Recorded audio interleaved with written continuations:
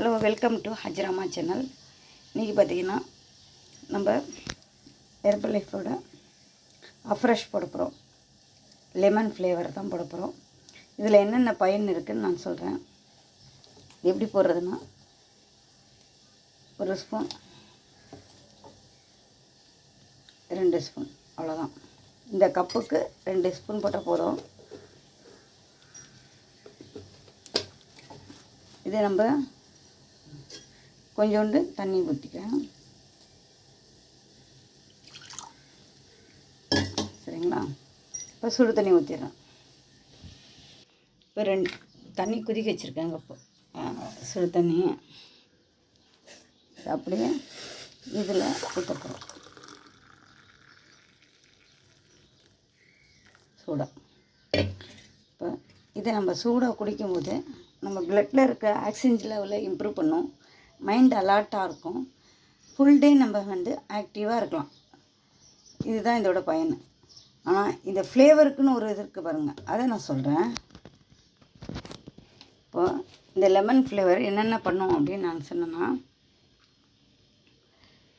Support heart health, அதாவது இதய ஆரோக்கியத்துக்கு அதிகரிக்கும், ஆதரிக்கும், எடையை கட்டுப்படுத்தும் உதவும், சிறுநீரக கற்களை தடுக்கும், இதய இரத்த சோகைக்கு எதிராக பாதுகாப்பு தரும், புற்றுநோய் அபாயத்தையும் குறைக்கும், செரிமான ஆரோக்கியத்தை மேம்படுத்தும்.